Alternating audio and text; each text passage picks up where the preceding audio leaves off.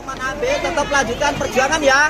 Semangat! Walaupun kita dianggap pemberontak, tapi sesungguhnya kita itu adalah pejuang.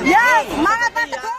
Di bawah langit mendung yang menggelayut di atas Pengadilan Negeri Pati, suasana mendadak riuh. Dakwaan itu merupakan buntut dari aksi AMPB memblokade Jalan Pantura Pati Juwana pada 31 Oktober 2025, sebagai bentuk kekecewaan karena sidang paripurna hak angket DPRD Pati saat itu memutuskan tidak memakzulkan Bupati Sudewo. Mereka baru saja menjalani sidang dengan agenda tanggapan penuntut umum atas eksepsi, keberatan, dari para terdakwa dan penasihat hukumnya. Alih-alih membicarakan nasib pribadinya, Teguh justru memulai pernyataannya dengan ungkapan simpati atas bencana banjir dan tanah longsor yang sedang melanda Kabupaten Pati. Ia juga menginstruksikan kepada seluruh personel AMPB maupun simpatisan AMPB untuk tetap turun ke jalan, bukan untuk berdemonstrasi, melainkan untuk melakukan aksi kemanusiaan membantu korban banjir.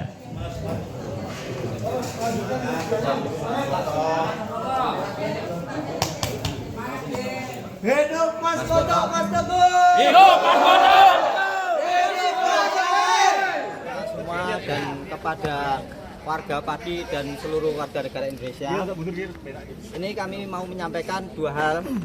Yang pertama, bahwa di wilayah Pati ini sedang mengalami bencana banjir, maka kami turut prihatin dan kami turut menyampaikan duka atas kejadian tersebut.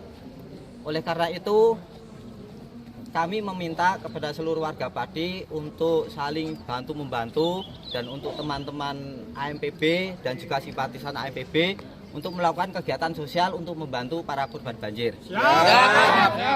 Dan kepada seluruh warga Pati juga saya mohon untuk sama-sama berdoa semoga musibah ini segera berlalu, banjir gitu ya. Nanti dulu kami untuk menyampaikan pendapat. Gini dulu kami sudah menyampaikan pendapat.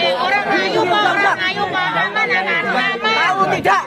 Kamu penegak hukum tahu aturan enggak? Santai Mas Bodok.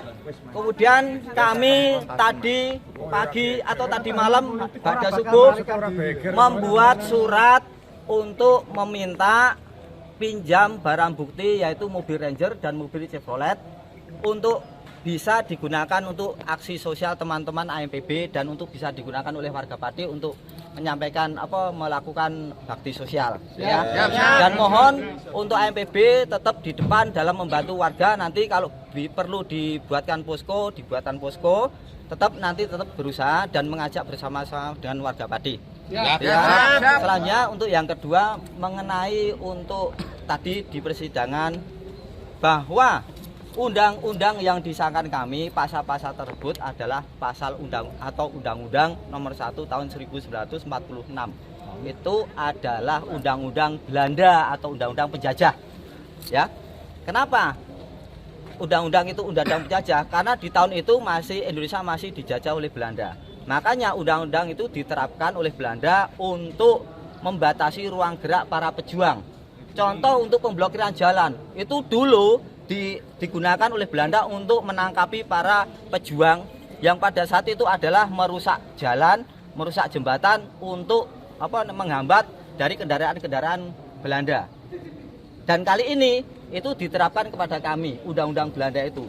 Itu sama, bahwa kita itu dianggap pemberontak, dianggap pengganggu pemerintah pada saat ini, dan yang dulu itu dianggap pengganggu atau pemberontak di tahun itu yaitu memberontak terhadap penjajah Belanda. Sekarang kita dianggap pemberontak terhadap pemerintah. Gitu ya. Jadi jelas ya. Jadi undang-undang itu adalah sebenarnya untuk menangkap para pejuang kebenaran dan pejuang keadilan dan pejuang Semakin ditekan semakin. Semakin ditekan semakin. Untuk warga Pati dan teman-teman AB tetap lanjutkan perjuangan ya. Semangat! Walaupun kita dianggap pemberontak, tapi sesungguhnya kita itu adalah pejuang. Semangat Pak Teguh! Dilakukan oleh para pahlawan yang dulu memperjuangkan kemerdekaan Indonesia, lawan penjajah. Mas Eko, matur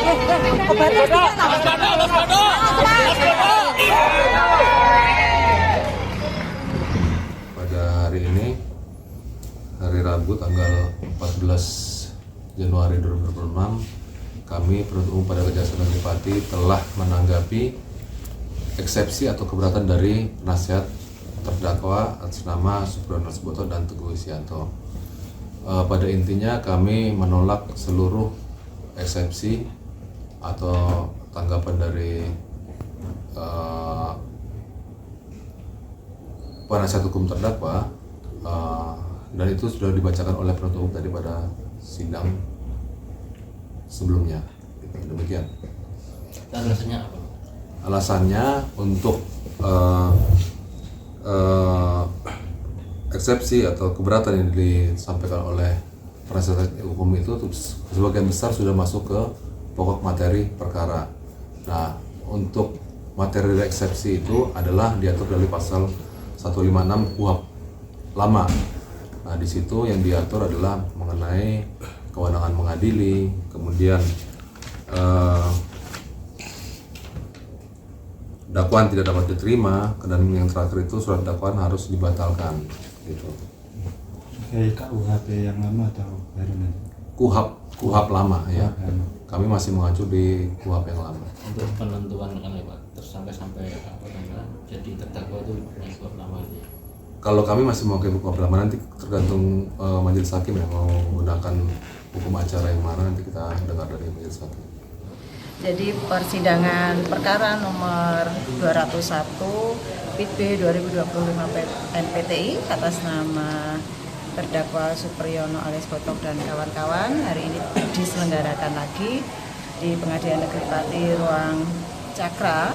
Jadi agenda sidang hari ini tadi adalah tanggapan penuntut umum terhadap keberatan yang diajukan oleh tim penasihat hukumnya. Jadi kalau persidangan itu kan sudah dimulai dari tanggal 24 Desember ya, dari pembacaan dakwaan, kemudian dari penasihat hukum mengajukan eksepsi yang sudah dibacakan di tanggal 7 Januari, jadi 14 Januari hari ini adalah tanggapan. Kemudian majelis hakim membutuhkan waktu untuk bermusyawarah, menjadwalkan pembacaan putusan sela akan dibacakan pada hari Rabu akan datang pada tanggal 21 Januari 2026 di ruang sidang Cakra Pengadilan Negeri Pati pukul 9 pagi. Penangguhan penahanan termasuk besok itu? Tadi ada materinya itu. Saya tidak. Kalau sebelumnya kan ada permohonan penangguhan penahanan. Oh tidak, disampaikan oleh tadi sebelum saya ke sini dari majelis hakim tidak menyampaikan terkait dengan hal itu. Hanya menyampaikan bahwa agenda sidang minggu depan adalah pembacaan putusan sela. Kalau untuk hasilnya hari ini? Hari ini adalah tanggapan ya tadi ya.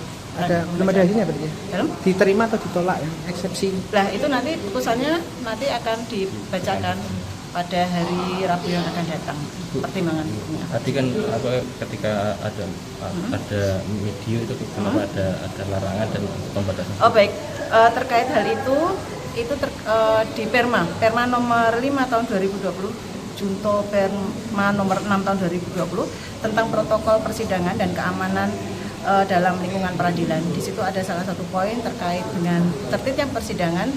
Majelis hakimlah yang akan mengatur, memberikan beberapa ketentuan-ketentuan ya yang ada dalam persidangan itu. Jadi nanti teman-teman bisa membaca dari dua perma itu, perma nomor 5 dan nomor 6 tahun 2020. Berarti sesuai majelis hakim ya? Betul. Jadi majelis hakimlah yang akan mengatur jalannya persidangan begitu. Untuk ke depan mungkin apakah diperbolehkan merekam dan yang lain sebagainya atau nanti itu setiap kali nanti majelis hakim membuka persidangan pasti akan menyampaikan hal tersebut. Ya, nanti diikuti saja karena dalam ketentuannya memang begitu. Tapi yang kemarin kan diperbolehkan. Betul, iya. Ya, artinya ada pemikiran-pemikiran majelis hakim ya pada saat itu nanti akan saya konfirmasi lagi adanya perbedaan itu nanti akan saya sampaikan di yang akan datang ya. Apa alasannya itu. Tapi untuk ketentuannya mengacunya pada Perma nomor 5 2020 Junto nomor 6 tahun 2020 terkait protokol persidangan dan keamanan dalam persidangan di pengadilan. Tapi untuk merekam audio diperbolehkan ya Ibu ya? Iya, nanti itu akan majelis hakim yang memiliki kewenangan itu. Download Tribun X sekarang, menghadirkan lokal menjadi Indonesia.